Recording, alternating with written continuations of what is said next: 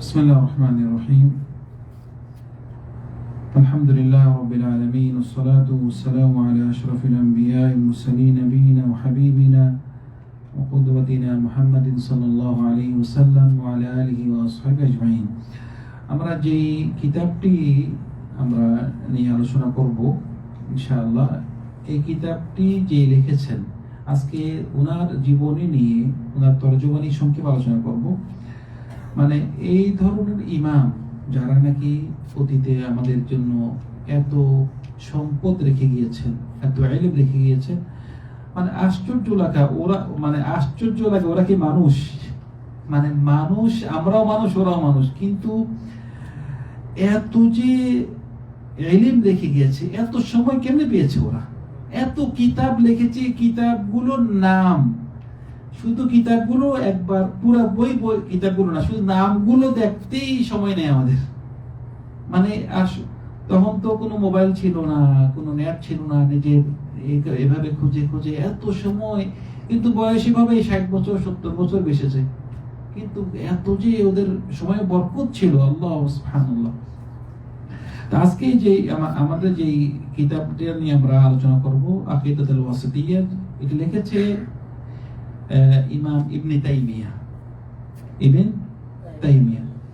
মনে রাখবেন, আমাদের ইসলাম ধর্মে যত ওলামারা আছে, যত ইমামরা আছে, যদি শাইখুল ইসলাম বলা হয়, কি বলা হয়? শাইখুল ইসলাম মানে ইসলামের শেখ, তাহলে একজনকে বোঝা হয়, মানে প্রায় সবাইকে শাইখুল ইসলাম, সবাই বড় বড় ইমাম। কিন্তু যদি শাইখুল ইসলাম বলা হয় তাহলে একজনের সবচেয়ে বিখ্যাত, উনি হলো ইবনে তাইমিয়া। উনি কি? ইবনে তাইমিয়া। ওনার টাইটেল হলো শাইখুল ইসলাম, শাইখুল ইসলাম। তো ইবনে তাইমিয়া, ওনার আসলে নাম হলো আহমদ। নাম কি? আহমদ বিন আব্দুল হালিম। আহমদ ইবন আব্দুল হালিম, এটা মনে রাখবেন যে ইবনে তাইমিয়ার নাম হলো আহমদ ইবন আব্দুল হালিম। ওনার দাদার মা, আরো ডাইরেক্ট দাদা, আরো অনেক উপরের দাদার মার নাম হলো তাইমিয়া। দাদার মার নাম কি? তাইমিয়া।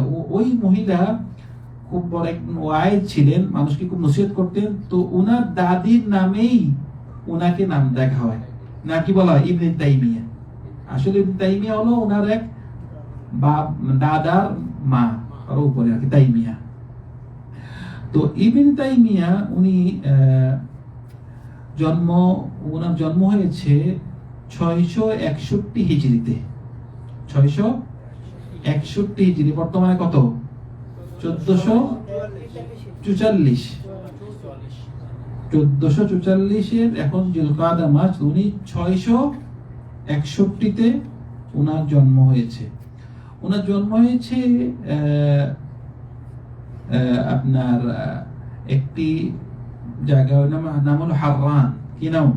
হাররান। এটা হলো মানে তুরস্ক সিরিয়া ওর কাছাকাছি একটা এলাকা, তুরস্ক সিরিয়ার কাছাকাছি একটা এলাকা, ওখানে ছিল। কিন্তু যখন নাকি তাতার আক্রমণ করেছে ওই হাররান এলাকাতে, ওখান থেকে তিনি ওনার ফ্যামিলি সহ চলে আসছে দামেস্ক, মানে সিরিয়াতে দামেস্কে চলে এসে ওখানে উনি ছোটবেলা ছিলেন আর কি।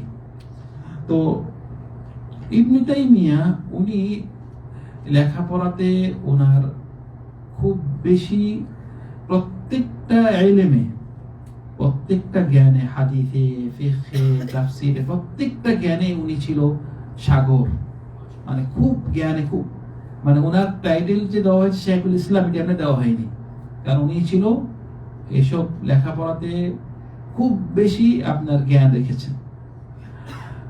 আমরা একজন ব্যক্তিকে মানে জ্ঞানী কখন হয়? যখন নাকি দেখা যায় তার যেসব সে লিখে গিয়েছে, যেসব বই লিখে গিয়েছে, বই, তার ছাত্র, এইসব থেকে একজন ব্যক্তিকে বলা সে অনবর জ্ঞানী।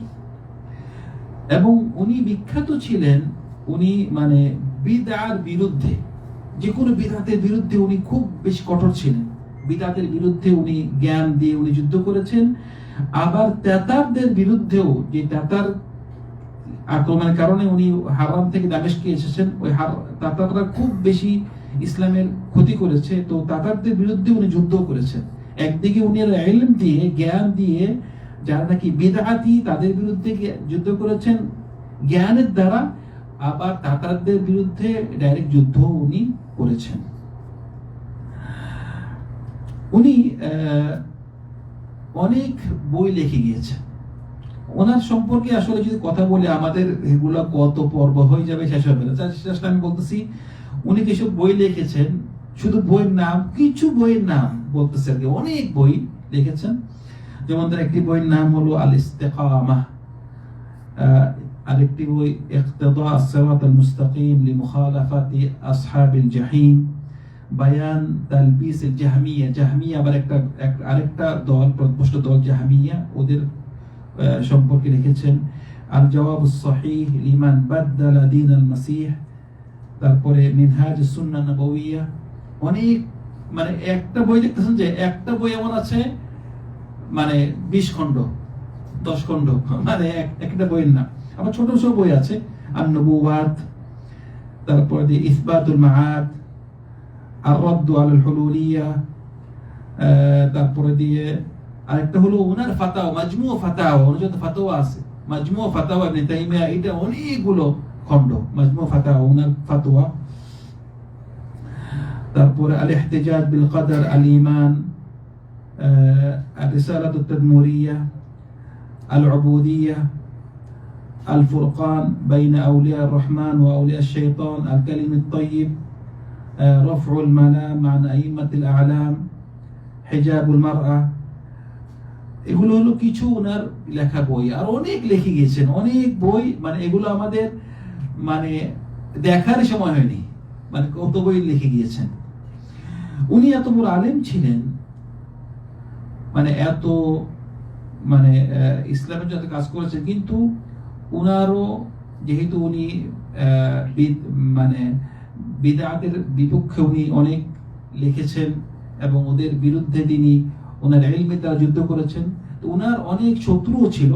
সেজন্য অনেকবার উনাকে জেল খেটেতে হয়েছে, জেলে গিয়েছেন অনেকবার। কোন কোন রেওয়ায়াতে পাওয়া যায় উনি প্রায় 21 বার জেলে গিয়েছেন। মানে বর্তমানে দেখা যায় অনেক আলেম জেলে গেলেই বোঝা যায় যে বলে যে ওই আলেম খারাপ ছিল। এটা কিন্তু ওলামাদের সিস্টেম। ওলামারা কিন্তু আমাদের অতীতে প্রায় আলেমরাই আপনি জেলে গিয়েছে, এটা পরীক্ষা। আল্লাহ সুবহানাহু ওয়া তাআলা আলেমদেরকে বিভিন্ন পরীক্ষা দিয়েছেন, পরীক্ষায় ফেলেছেন এই দুনিয়াতে। বড় বড় ইমাম দেখবেন, যে কোনো ইমাম ওই যে গিয়েছে, আমাদের যে আবু হানিফা, মালিক, ইমাম শাফি, আহমদ, সবাই বিভিন্ন পরীক্ষাতে আল্লাহ সুবহানাহু ওয়া তাআলা দেখেছেন। তো মোটামুটি আপনার উনি অনেকবার জেলে ছিলেন, কিন্তু উনি মানে যেসব কথা বলেছেন, কথাগুলো আপনার বলে আরবিতে বলে ইউকতাব বিমা ইযহাব, মানে স্বর্ণের পানিতে লিখতে হবে, এত গুরুত্বপূর্ণ কথা। মানে এই যে বারবার যে তিনি মানে জেলে গিয়েছেন, ওনার ছাত্ররা কিন্তু মানে যেরকম ওস্তাদ, ছাত্র এরকম বড় বড় আলেম। ওনার ছাত্রের মধ্যে একজন সবচেয়ে বিখ্যাত ছাত্র হলো ইবনুল কাইয়িম। ইবনুল কাইয়িম ওনারও মনে হয় শত শত মনে ওনার লেখা আছে। ইবনুল কাইয়িমের শত জায়গায় না কত, মানে মোটামুটি অনেক লেখা। ইবনুল কাইয়িমের সুন্দর সুন্দর বই লেখা আছে ইবনুল কাইয়িম। আবার ওনার ছাত্র হলো ইবনে কাসির। ইবনে কাসির ছিলেন না আপনারা? তাফসীর ইবনে কাসির, ইমাম ইবনে কাসির ওই ওনার ছাত্র। ইমাম আয-যাহাবী, কত বড় আলেম ইমাম আয-যাহাবী, ওনার ছাত্র। এবং মানে ইবনুল কাইয়িম বলতেছে যে আমরা অনেক সময় জেলের বাইরে থাকি, আমাদের অন্তরে যদি অনেক চিন্তা থাকে, দুশ্চিন্তা থাকে, টেনশন থাকে, আমরা উস্তাদের কাছে গেলে, জেলের মধ্যে গেলে উস্তাদ আমাদেরকে আরো সান্ত্বনা দেয়। আর উস্তাদের কাছে গেলে আমাদের চিন্তা চলে যায়। মানে জেলে থেকে আমাদেরকে কি আর নসিহত করে।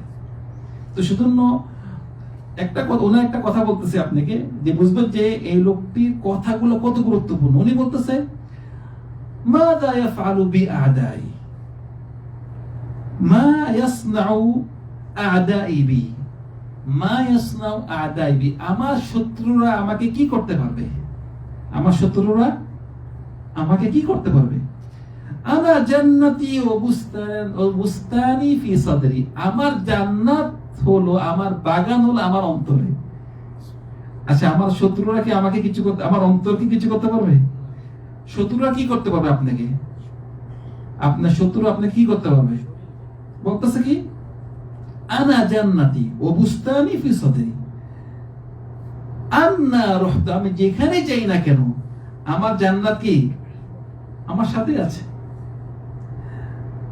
ফাহিয়া মাই লা তুফারিকুনি, ওইটা আমার সাথে থাকবে, আমার থেকে পৃথক হবে না। বলতেছে আমার শত্রুরা আমাকে তিন দিকে আমাকে শাস্তি দিতে পারে, তিন দিকে আমাকে কষ্ট দিতে পারে। বলছে আনা হাবসি খালওয়া, যদি আমাকে জেলে আটকে রাখে তাহলে এটি আমার জন্য আরো ভালো, আমি বেশি বেশি ইবাদত করব আল্লাহ, মানে এত অবসর সারাক্ষণ আল্লাহর সাথে আমি সম্পর্ক, খালওয়া, আল্লাহর সাথে ইবাদত করব, মানে কোনো সমস্যা নেই, আমাকে জেলে কোনো সমস্যা নেই। বলছে ওয়াকাতলি শাহাদা, যদি আমাকে মেরে ফেলে তাহলে আমি শহীদ, মেরে ফেললে শহীদ। ওয়া ইখরাজি মিন বালাদি সিয়াহা, যদি আমাকে বাইর করে দেয় আমার দেশ থেকে তাহলে এটা আমার ভ্রমণ হবে, পর্যটন হবে, আমি ঘুরবো, ভ্রমণ সফর করব। মানে বুঝে গেছে যে লোকটার অন্তরে খুশি। মানে অনেক লোক দেখা যাবে জেলের ভিতরে থাকে, সেই অন্তরে যেই তার মানে খুশি মত আছে, আরেক লোক প্রাসাদে থাকে, সে অন্তরে সে মানে সুখ নাই। তো ওনার কথা দেখেছেন, মানে কি সুন্দর কথা, যে শত্রু নাম সাথে কি করবে, আমার জান্নাত আমার অন্তরে, আমার অন্তর তো কিছু করতে পারবে না, মারলেও শহীদ, বাইর করে দিলেও আমার সমস্যা নাই, আর যদি আবার আটকে রাখে তাহলে আমি বেশি বেশি আল্লাহর ইবাদত করবো, সমস্যা কি? তো এই ছিল ইবনে তাইমিয়া। উনি একদম মানে এত যা বলেছে, প্রায় 21 বার উনি জেলে গিয়েছেন, আর কোন কোন আছে জেলে গিয়েছেন একবারেই ঢুকছেন, এমন কয়েক বছর ছিল দেশে, মানে আপনার জেলের মধ্যে। তো এত কঠিন অবস্থা থাকা সত্ত্বেও কত বই লিখে গিয়েছেন, কত ছাত্র লিখে গিয়েছেন। মানে আমরা আমাদের এই জীবনে আমরা কি করছি, মানে মানে অবাক লাগে, বিশ্বাস করতে অবাক লাগে, এত সময় কোথায় পেয়েছে। মানে আজকে এই মোবাইলের ভিতরে আমাদের এই শত লক্ষ লক্ষ হাদিস এই মোবাইলের ভিতরে চলে এসেছে, তাও আমাদের মানে দেখার সুযোগ হয় না। ওরা কোথায় মোবাইল, কোথায় কি, কিভাবে যে সংগ্রহ করেছেন হাদিসগুলো। তো উনি এই জীবনেও এত মানে আপনার জন্ম হয়েছে বলেছে 661-তে, এবং ওনার মৃত্যু হয়েছে আপনার 728 হিজরিতে। জন্ম হয়েছে 661 আর মৃত্যু কত 728, মানে প্রায় 67 বছর বেঁচে ছিল, প্রায় 67 বছর। ওনার মৃত্যু হয়েছে জেলখানায়। মৃত্যু কোথায় হয়েছে? জেলায় মৃত্যু হয়েছে।